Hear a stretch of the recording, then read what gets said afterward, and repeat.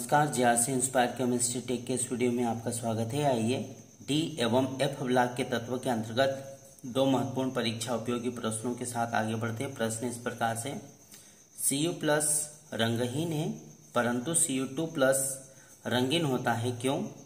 समझाइए। पहला प्रश्न इस प्रकार से। दूसरा, Zn अर्थात जिंक केवल +2 ऑक्सीकरण अवस्था प्रदर्शित करता है, क्यों? आइए इन दो महत्वपूर्ण परीक्षा उपयोगी प्रश्नों पर चर्चा करते हैं।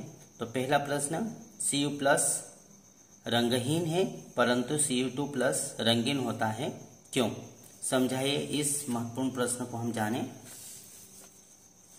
तो आइए पहला प्रश्न जानें। तो Cu+ का N-1 का D उपकोष पूर्ण भरा होता है और पूर्ण भरा होने के कारण इनमें DD संक्रमण नहीं होता है और वह सफेद अथवा रंगहीन रहता है।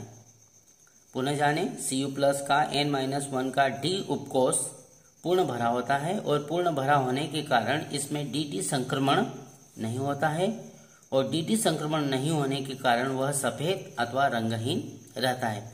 जबकि यदि Cu2+ की बात करें, अर्थात कॉपर के बाह्यतम कोश से यदि 2 इलेक्ट्रॉन चले जाएं, तो जबकि Cu2+ में अयुग्मित 3D इलेक्ट्रॉन होने के कारण DD संक्रमण होने के कारण वह रंगीन होता है। अर्थात Cu2+ में अयुग्मित इलेक्ट्रॉन होते हैं, अयुग्मित अर्थात 3D में अयुग्मित इलेक्ट्रॉन होते हैं और अयुग्मित इलेक्ट्रॉन होने के कारण DD संक्रमण हो जाता है और DD संक्रमण हो जाने के कारण वह रंगीन होता है।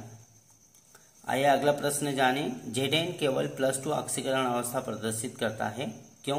इलेक्ट्रॉनिक विन्यास के आधार पर जानें।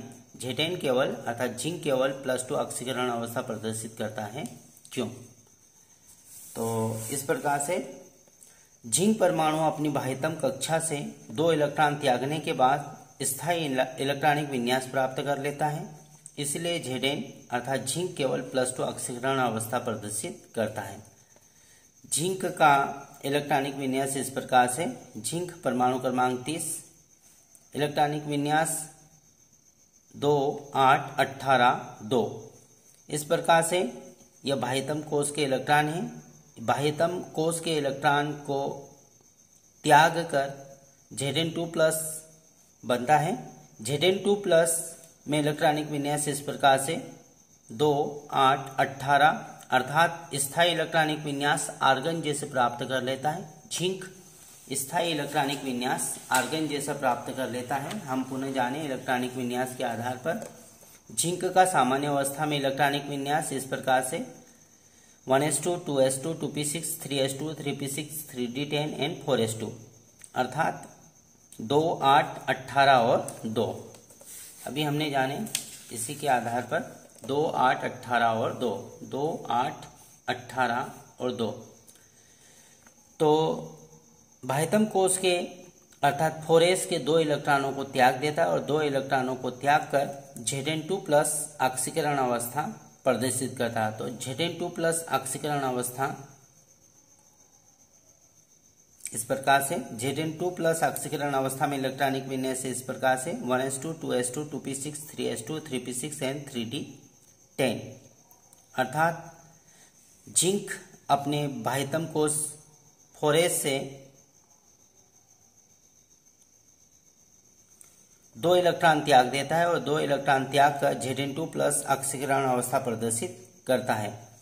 अब यदि हम बात करें 3D की, 3d10 पूर्ण पूरित कक्षक होने के कारण अधिक स्थायी होता है, जहां से इलेक्ट्रॉन निकालने के लिए अत्यधिक ऊर्जा की आवश्यकता पड़ती है। अतः Zn केवल +2 ऑक्सीकरण अवस्था प्रदर्शित करता है। Thank you.